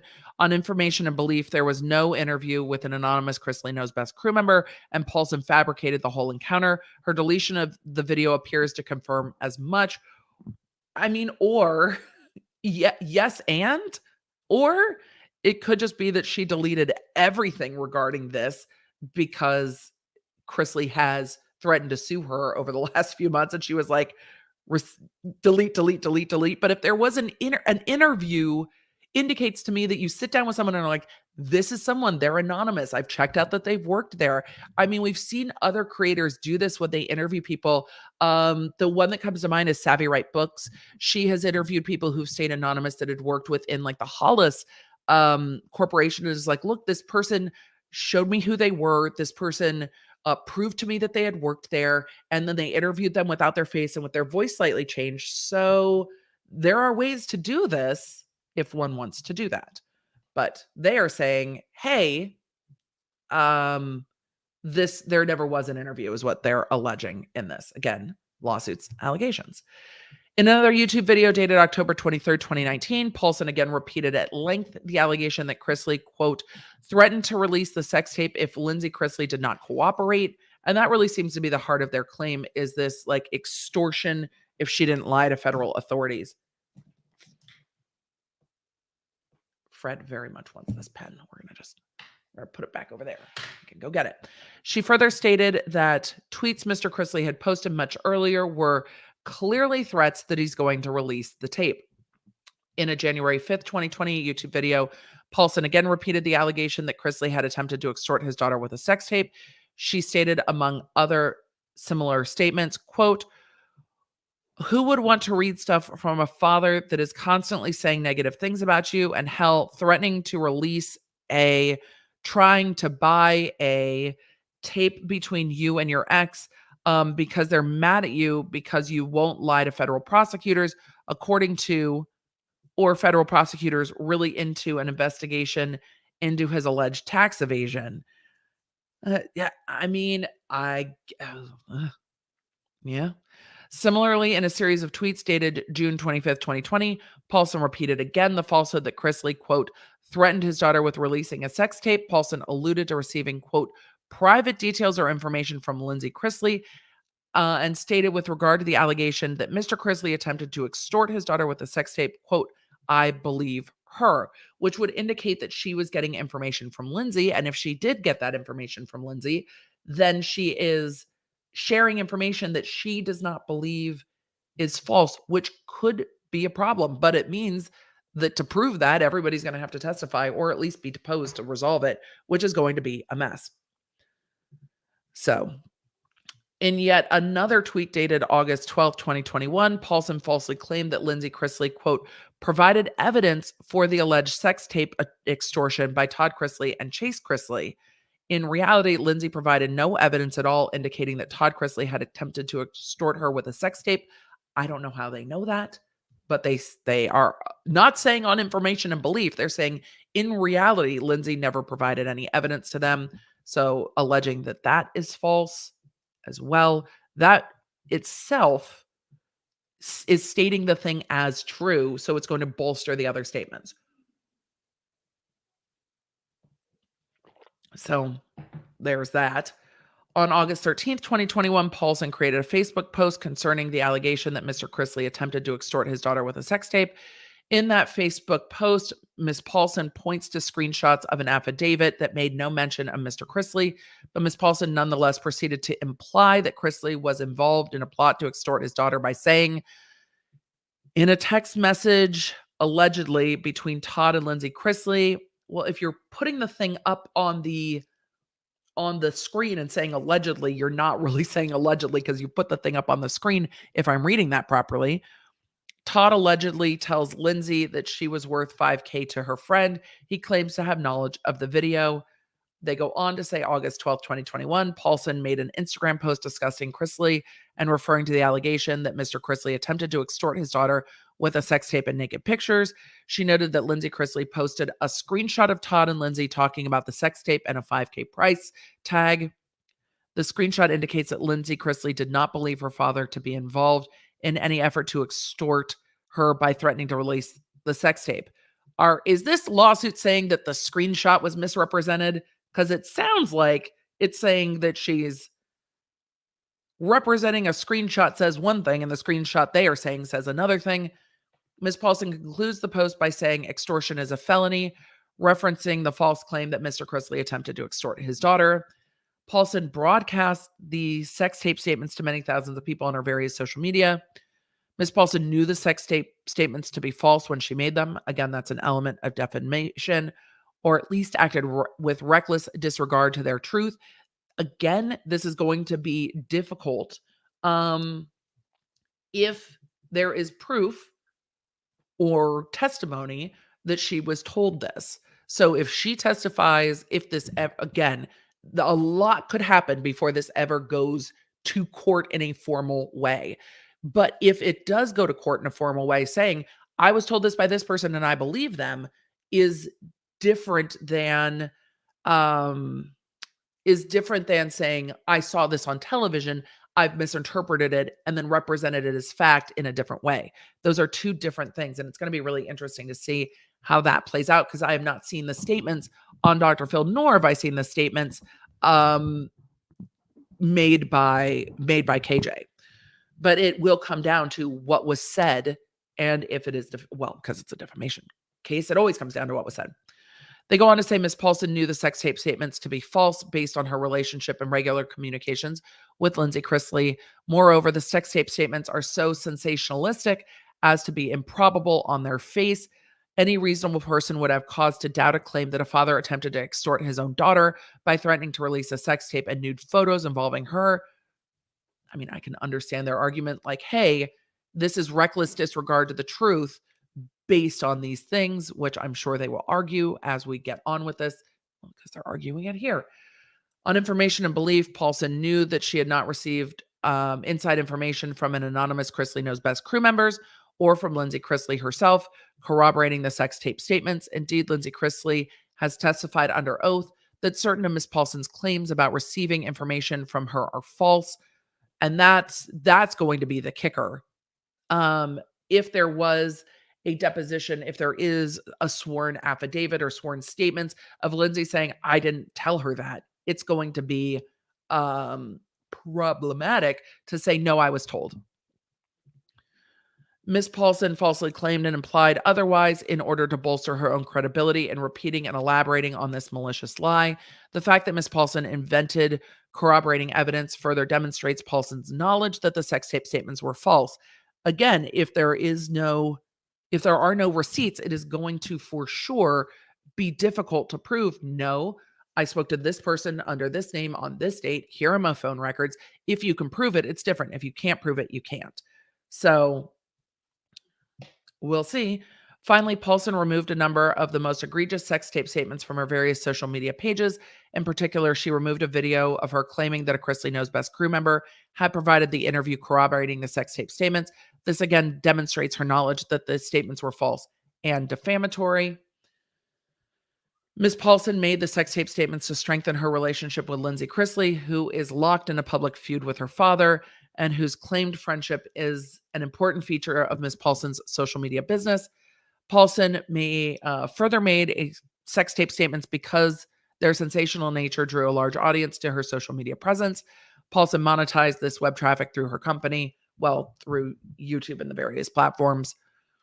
Ms. Paulson's broadcast of the statements to an audience of many thousands has spread and perpetuated the false allegation that Chrisley attempted to extort his own daughter with the release of a sex tape and nude photos, which would be a horrific thing, right?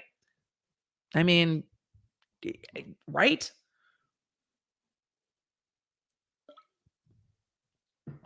It goes on to say, not content merely to claim that Mr. Chrisley attempted to extort his own daughter, Ms. Paulson has recently taken to claiming that Mr. Chrisley attempted to extort her as well. In a series of social media posts, Paulson falsely stated that in responding to her serial harassment, Chrisley had acted criminally. These claims include the following. On August 6, 2021, Paulson wrote on Twitter, quote, "Today we served Todd Chrisley's attorney with a cease and desist for defamation, extortion, and tortious interference for the threats he's made over the past 3 weeks. It's against the law to threaten to destroy someone unless they provide private information. Extortion is a felony." I mean, I don't know. I don't know on that one. Look, serving a cease and desist is a statement of fact because it either happened or it didn't. It's against the law to threaten to destroy someone. I mean, I guess that's implying that he threatened to destroy someone and saying that he extorted. I wonder if there are other statements that are more direct, I would be more friendly to them. I think this one's tough, personally. The same day, Paulson wrote a post on Instagram with a screenshot of the above, tweeting, "Extortion is a felony punishable by prison time. At this time, we have not reported this to the FBI. Threatening someone to hand over private information or else you will ruin them is extortion and under the law is a criminal felony." I mean, all felonies are criminal. There aren't like civil felonies. A felony is okay. I'm not going to be picky. "We take these threats seriously, and Mr. Chrisley is on bond for federal charges related to a 9-count indictment." Well, I mean, if she's saying that what he's saying is extortion, I can see why he's saying what she's saying is extortion. Whether it's going to rise, well, let's see what else is said, and then I'll talk about what I think about it. Paulson broadcast the extortion claims to thousands of people through her social media outlets. These allegations of criminality are false. Mr. Chrisley at no point attempted to extort Ms. Paulson, and Ms. Paulson's accusations are clearly not meant as rhetorical hyperbole. Well, I agree with that. That's not hyperbole. It's against the law to threaten to destroy someone unless they provide private information. Extortion is a felony. I mean, that one I think is going to be tough, but it does tie back like, hey, we served them with a cease and desist because we think they're extorting us. And it does say the cease and desist is for extortion. Ms. Paulson broadcast the Paulson extortion claims. I already said that.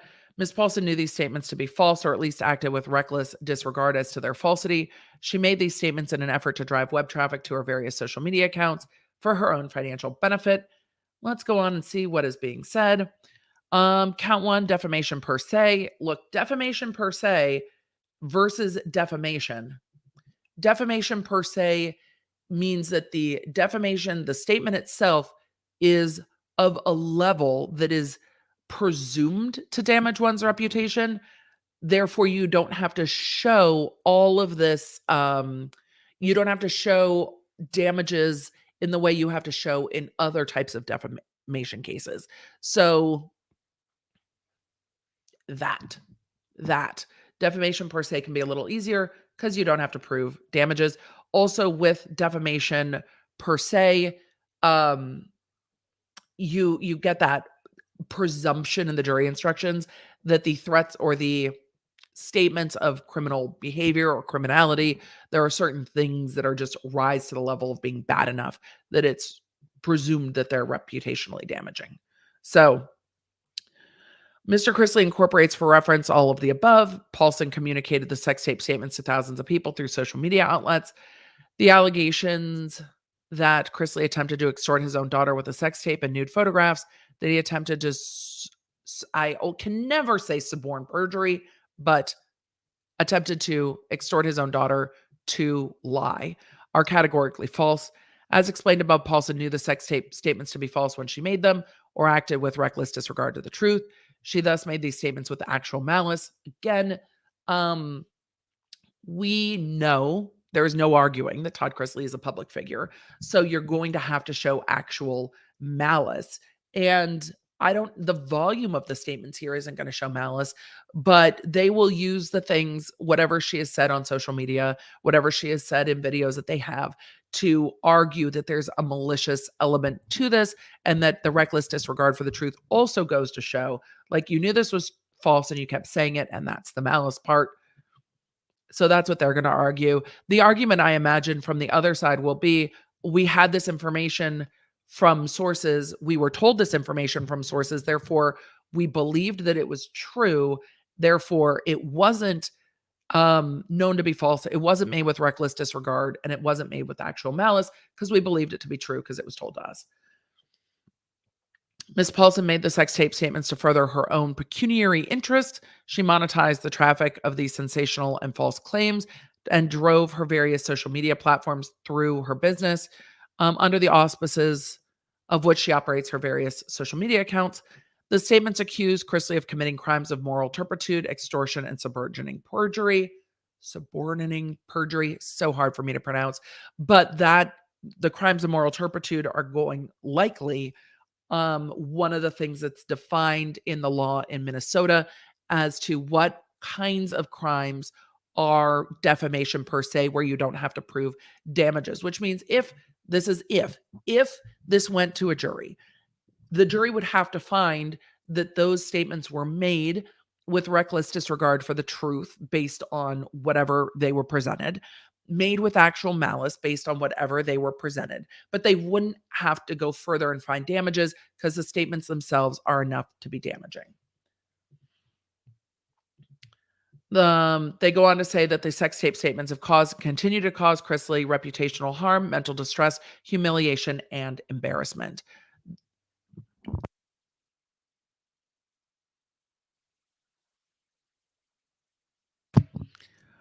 Defamation, sex tape statements. Mr. Chrisley incorporates by reference the foregoing. This is just a second cause of defamation showing damages. So I'm not going to reread every single paragraph because they're going to be the same as above, but it's going to have to allege damages somewhere in here.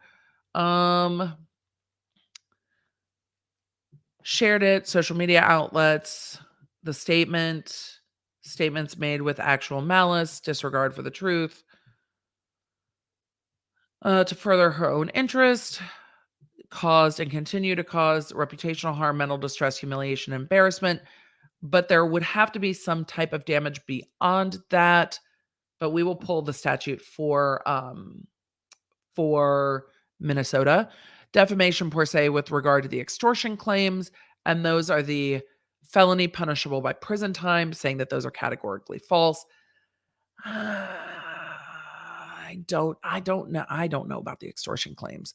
I'm going to have to go back through New York Times versus Sullivan in light of this, and I will give you my thoughts on, this is my first look. I will give you my thoughts on those on Friday because I want to look back at New York Times versus Sullivan with regard particularly to these. It is strongly alluding, and does say extortion is a felony. I mean, Yeah, I'm going to think on this one. Here's why. Because it does say we served Todd Chrisley with a cease and desist for defamation and extortion. It does go on to say what the perceived extortion is, threatening to destroy someone unless they provide private information, and it goes on to say extortion is a felony. So is you let me know what you think. Does that tweet to you does that tweet, do you think that's implying, or not implying, stating that Todd Chrisley extorted or attempted to extort KJ? I would love to know your thoughts, but I'm going to look at New York Times versus Sullivan and give you my thoughts, because again, I see both sides of it, and defamation is tough. So defamation per se, but again, extortion is going to be a crime of moral turpitude, so the defamation per se is not going to be as hard as proving damages. And then defamation, plain defamation with regard, no, wait, I scrolled too far. Defamation for the extortion claims and defamation per se with the extortion claims, which are basically the same. The Paulson extortion claims accuse Chrisley of committing crimes of moral turpitude, extortion, and witness tampering. The Paulson extortion claims therefore constitute defamation per se. Then going on to defamation, let's see if they claim any other damages. No, just saying the Paulson extortion claims have caused and continue to cause significant reputational harm, mental distress, humiliation, and embarrassment. Damages to be proven at trial, which Chrisley reasonably believes to exceed $50,000. That's probably the jurisdictional amount. An injunction against Paulson's further publication of the defamatory allegations set forth herein. That's probably the heart of this thing, not really the jurisdictional amount of damage, but the seeking of an injunction is probably more of the goal. And whatever further relief the court deem equitable, acknowledgement, undersigns the acknowledged, signed by the attorneys October 18th, counsel for Todd Chrisley. So again, for everyone who's joining us after I started this, Minnesota allows for service where you serve someone with a lawsuit, you serve them with notice that they've been served, and they have 20 days to respond before it goes into a courtroom, gets stamped, and starts the court process. That's the process that this is in. So this is in the initial proceedings where there's time to respond. This can still track into mediation. This can still track into alternative dispute resolution. The attorneys can have a meetings of the mind and say, hey, we can resolve this before it's ever stamped and goes forward. So we will see how this proceeds. And in 20 days, if it ends up being stamped and filed in court, or if it ends up resolving, if it ends up being discussed on Twitter, if it doesn't end up being discussed on Twitter, we will see. For me, well, let's pull up. Did I have it pulled up already? No. I know that I'm sure there will be plenty of those who have video clips of all the things. I have not gone through the video clips of all the things. The video clips I have seen the most recently indicate the friendship started in 2020, not in 2019. These statements started in 2019. But there is the Dr. Phil interview. And so we'll have to see. Really, I will look too at what the Dr. Phil interview says, what's alleged to be said. Some of these videos have already come down. I'm sure their attorneys have the videos, and because they've directly quoted them in here with dates. So I'm sure they already have copies of those. In all of these parts where they talk about the different statements, they've put in direct quotes. So that indicates to me, and this is just on my speculation, that they would have had those to quote them directly and have quoted them directly. I'm sure someone has them, but we don't have them because they've allegedly been deleted. So it'll be interesting to see if this is misconstrued or sensationalized from the Dr. Phil interview, if it's a close reading of the Dr. Phil interview. This indicates the Dr. Phil interview. I see you guys asking in the chat. Let's see if it says on October 17th, 2019. So you guys are welcome to go watch if you want and see what you think. So let's pull into defamation per se real quick. I've talked about it in multiple jurisdictions. But I have not, I think, specifically talked about it in Minnesota for a while because we haven't had a reason to talk about it for a while. Now, when we talk about defamation, also, don't forget to like, subscribe, and do the YouTube things. When we get into defamation per se doesn't have to prove damages. It's assumed that the shit said is bad enough that it harms one's reputation. Remember, defamation is the thing that people used to duel over. They used to, pull out pistols. It's a key plot point in Hamilton. They used to pull out pistols and duel one another over basically defamation per se type of shit. So the harm is implied. In Minnesota, some of the accusations considered defamatory are things like criminal activity, lack of chastity, loathsome disease. This law has not been updated in a while. But public figures still must prove actual malice because they are public figures. And that's where Chrisley is going to have to prove actual malice. And they will use whatever has been said on video to try to prove actual malice and show that. I'll pull up the definition of actual malice in just a second. Again, the defenses for defamation are truth, privilege, meaning it is a privileged statement, reading court documents, official reports, professional news, or professional reviews, and things like that are privileged. Substantial truth. Plaintiffs can't win defamation lawsuits on a small error. In order to win, the claimant must prove that the false statement of fact, i.e., the defamatory lie, under review was significant enough to affect an overall impression. For example, one can't win a slander or libel lawsuit for reporting someone stole $500 when it was only $200 unless the difference makes it significant. Good faith. If people honestly believe their statements and can prove they did proper research before publication or broadcast, then the act is not defamatory. In order to win a U.S. slander or libel suit, the plaintiff must prove either negligence or known falsity, negligent and reckless disregard of the truth, and actual malice because of the celebrity status. And this is where it's going to pin on, did Lindsay Chrisley tell KJ these things? So she's going to say, look, my defense is that she told me. And if her defense is that she told me, then she will win. If that is true. You can't just say it's true. It has to come to court and have people testify and be true, which is where depositions can come in getting sworn statements to resolve cases like this. So if she is told, then yes. If she has receipts for somebody who confirmed it to her, a second party, then it's going to fall under that kind of reporting privilege of, I believe the statements, I did adequate research. If she did not do those things, then it's going to be hard to prove. They're alleging in the heart of this lawsuit that Lindsay Chrisley said, here, let's just pull up that part. I think it was, I'm trying to control F myself. It's just not working. Hold on. We'll scroll together. Let's all scroll together. Let's just scroll together and see where it says. Indeed, Lindsay Chrisley has testified under oath that certain of Miss Paulson's claims about receiving information from her are false. So it's going to also hinge on what those certain claims are, because that is a statement that's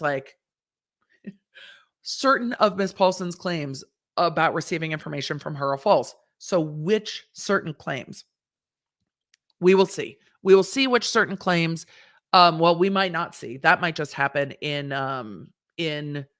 the conversation between the lawyers. But we will see. So there's two ways. With defamation suits, there's always two ways it goes. Either it's, hey, I believed it was true and this is why and I can prove it, or I said shit and this is the shit that was said, and they're going to continue to sue me over it. So we will see. We will see what happens in the next Well, really 30 days. There's 20 days to respond before this moves forward. This could resolve in that time. Um, I imagine this will not be well taken. This will have been served because it would have been served yesterday. And we will see what happens. Again, lawsuits are allegations. They are statements. I have not seen the videos. I do not know if what was said is what was said. They are allegations. That is what it is. These parties seem to be locked horns. Defamation can be an uphill battle, particularly for a celebrity, but it's going to be really interesting to see if these are information actually given to KJ from Lindsay Chrisley, if these are misrepresentations of that Dr. Phil interview that were kind of extrapolated and then restated as fact. We will see. It seems like KJ has gotten herself, and this is just my speculation, it seems that KJ has gotten herself into the middle of something that is going on with this family, and that is not being well taken. So my, oh my, let's get to questions, huh? I think so. We're like, oh my God, we're almost 2 hours in. Sorry, y'all. I talked a lot. Shocking. I have questions. You have questions. We have questions.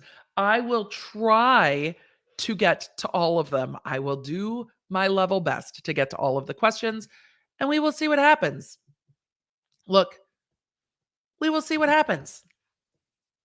That's it. We will see. We will see. We do not know, but we will see. I'm going to reread, for me, I'm going to reread New York Times versus Sullivan because I want to reevaluate some of the claims with my own fresh eyes. And I think at the end of the day, will this case see a jury? I don't know. I don't know if it will. I don't think that it will. Can contemporaneous things, and I see Mishmash asking this, what about the lives the last few days threatening? She called the FBI. I have not seen the lives the last few days. I do not follow everything that KJ does. But if there are more things, complaints can be amended, more things can be added. And it might, and that can happen. I mean, it's really hard to speculate, and it's not hard to speculate. It's really easy to speculate. I just don't like to. I don't want to speculate about things that are happening on social media. If they end up in a complaint, we will talk about it. They can update these. They can add charges to stuff. They can, we've seen it in the Triller case with the FAC and the SAC and the THRAC.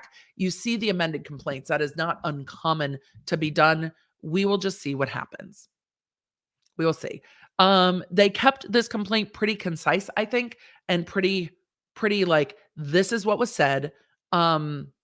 This is where we find it to be defamatory. We believe their statement of the case is that these things were not told to her by Lindsay Chrisley. Therefore, she's not going to be able to say she had a reasonable belief that it was true. Therefore, there was a reckless disregard for its falsity, and the amount of times it was repeated were therefore showing the malice, and therefore, we move on. So we will see what they do. We will see what happens. It might go nowhere from here. It might. I doubt it. These parties seem kind of locked horns on social media, but it might just be done. It could be.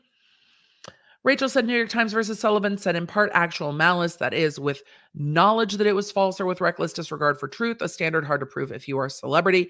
It is, what if there was no third party, if these things weren't said to her by Lindsay, they're going to use and argue the bolstering of claims, saying, look, she's saying these things to bolster the claims. And the reason she's bolstering them is to give them a weight of truth. And she's doing that because she knows that it's not true. So that will be their argument to prove that reckless disregard. So, chat, do you think that KJ threw Lindsay under the bus? I mean, I love that the chat's having their own breakdown on this. It's good to see you, Africa Lady. So I'm going to try to get to a few more super chats. Can you talk about the 5th and 14th Amendments? Brit folks Confederate, the Free Act equals any Fed policy. I have no idea.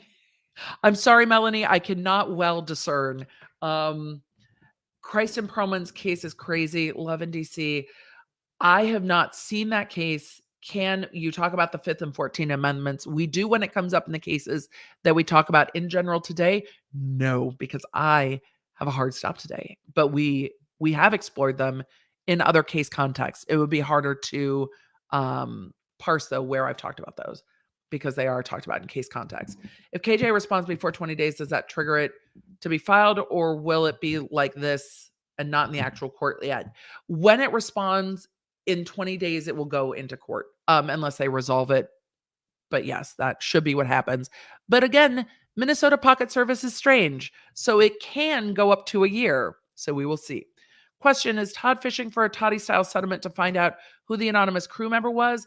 A tired millennial? I don't know. From the allegations in the complaint, it seems that they do not believe that a crew member spoke to her, and they do not believe that this information was shared by Lindsay Chrisley. So I don't know. But you know, I don't know. Truly. Steve, the FBI agent, is really nice and discussed the case with her. I mean, okay. FBI agents don't normally discuss the matter of cases, but all right. I'm going to try to get to a few more. First time catching a live. This has been so interesting. Well, Samantha, I'm glad it's interesting, and I'm glad the chat is always fantastic, and we love it. Can someone on a jury choose not to see the pictures if they don't feel comfortable or ask not to be a juror? Stacy, that kind of stuff will come up in voir dire, but it is an element of the crime, so it has to be proven. So that will come up in voir dire for sure. Question: doesn't Minnesota have strict cyberbullying laws? And Maloney, they do. It seems that they have not chosen to file it on this. They have, look, alleging someone's committing crimes falls really squarely under defamation per se, and that can be an uphill battle for celebrities for sure. I think they will try to use any inconsistencies, and I'm sure there are more of them that I am not aware of because I don't follow KJ's content super closely, but they will use the inconsistencies. They will use if they believe that these the witness statements that she said her statements are not there, then they will use that to bolster. See, she knew it was false and use these things to bolster it. So we will see. Todd mentioned a class action suit for this. Is that even possible for this kind of suit? He said he'd pay for it.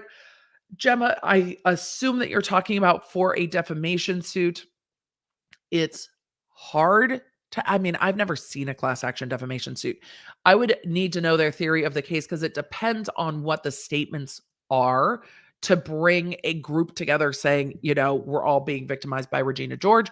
But it just depends on what the statements are, because generally you have that joinder issue that we've talked about in other cases. Like, look, your defense to one plaintiff is a different defense to another plaintiff. You can't always just throw everybody together for separate causes of action, but in some cases you can. So unfortunately, it just depends on the facts of them.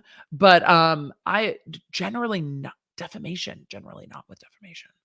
So, well, thank you, Sandy. So say it isn't so. KJ's mouth has run over again. I mean, I think everyone knew this was brewing for a number of months because Todd Chrisley keeps saying that it was going to happen and they were going to file a lawsuit. So they have served a lawsuit. We will see when it gets published in court, and we will see what happens next. I remember you saying Erica was in court asking to get money before victims. Is that right? Do you know the status of that request? Is it normal to request it? Marina V, that's a very long answer. She was in the personal bankruptcy court with regard to the house and things like that. So have I checked on the status of that? Not yet. I don't know what the court's ruled on that yet. But back to Girardi a little bit more on Friday. It's been a while. Lots has been happening in the housewife's world, and we have not gotten to all of it. I want to make sure I get to the last few super chats. I am trying to. We are probably already yellow on this stream. Hold on. Let me go and see if I can get to the few last ones. Thank you, chat, for being patient. A huge thank you to the mods as I try to pull up things. I hate missing them, but also when the streams are busy, sometimes it happens. Sometimes it happens.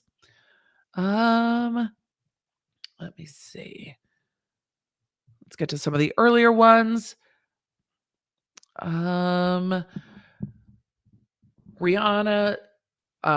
said, my local radio recently did a listener curated playlist of one name artists: Prince, Lord, Pink, Shakira, Elvis, Beyonce, Eminem, Adele, and Ye. I love that.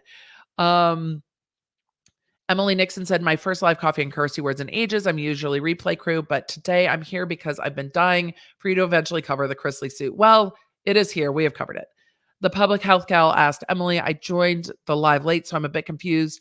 How is this kind of despicable behavior by LAPD allowed, or is it illegal? Thank you. So it is the sheriff's department and first responders. I covered it in the other lawsuit. Generally, you can take crime scene photos. You cannot take personal photos, but that's where the private suit is coming in on it, because it's not per se a problem. It's a problem based on the situation. Psycho Ellen, I always pronounce this wrong. I am sorry. I always pronounce it wrong. Where is it? Psycho Delicita. I'm trying. I apologize. I pronounce it wrong. I know I pronounce it wrong. We're just going to keep moving. Having had foster kids with trauma, a mandatory 8-hour psych exam for any minor seems unreasonable. Agreed. And I imagine they wouldn't be that long for the kids. Emily J says, Emily, it's Emily. I'm so sad. I've always wanted jury duty. Got a summons in the mail today for November 1st, aka 5 days after my due date for my baby. Should I ask for a postponement? I would call jury services in your area and just tell them what's going on, and they will tell you what to do. Jury services is normally super helpful. So I would just call. Miss Malin said, question, if TC were to win a lawsuit against KJ, could he pull a Keemstar and request possession of their YouTube play button? The reason Keemstar requested the play button is because he won a slap motion, an anti-slap motion. And in the winning of the anti-slap motion, he was awarded attorney fees. In the award of attorney fees, he was awarded a certain amount. It was over $100,000. And over that $100,000 amount, they decided to settle for a lesser cash payment and the play button. So that was a stipulated agreement. That was not a court-ordered, hey, Romeo Lacoste, give Keemstar your play button. That was a stipulated agreement to reduce the amount of attorney's fees paid. So that was like 17 steps down the road, if that makes sense. Nate the lawyer, thank you for the super chats. I want to see if there's a defamation case here. I mean, defamation's always hard. Don't forget about the repeater rule. I think we covered it pretty well. Let's see what else. I think that got to everything. Let's see. Did I get to everything? Melilyn said KJ just did a live not naming TC, but naming agents involved in the federal case, saying she would go to the FBI if TC continued to come for her. Anything valuable in this pertaining to the case? I'm sure his lawyers have it. If she's threatening to go to the FBI, I mean, I don't even know what the FBI would care about a civil defamation suit. But if she's threatening to go to the FBI and there is a reason that that's a problem, could that be seen as extortion? Maybe. Could that be added? It depends.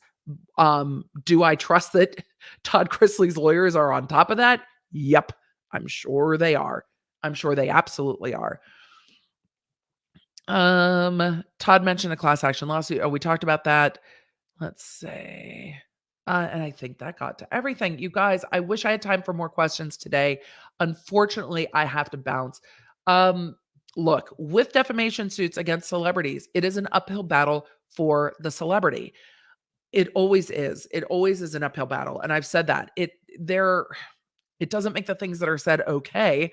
It just means that proving malice and proving the intent can be difficult. But when there is so much of it playing out on video, on tweets, and on social media, that will all come in and that will all be used by both sides. So we will see. Look, generally the First Amendment protects things that you say, but when you say things that are false and malicious, it doesn't. So we will see on this one. didn't know what this case would be about. I didn't know what the alleged defamation would be.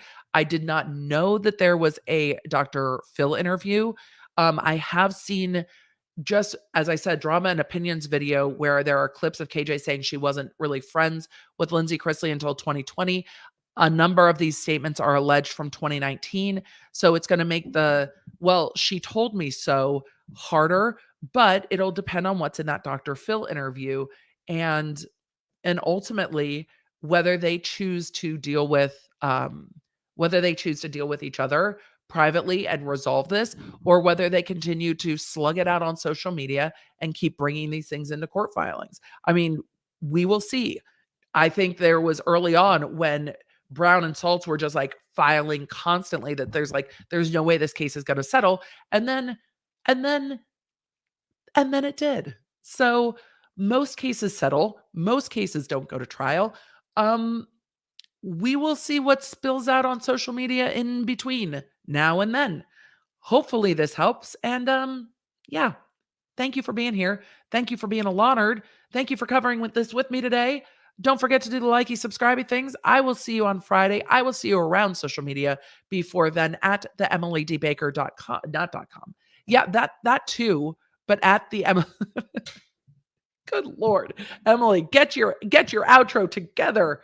Get it together at the Emily D. Baker on Twitter and on Instagram. You are welcome to join the Patreon. It's lawnerdsunite.com for exclusive I Have Thoughts podcast, and we will go from there. Hopefully breaking down this lawsuit helped, and all of you are like, okay, this is what this said. This is what this is alleged. This is what they're going to argue. This is what they're going to argue. And then we will see what happens next.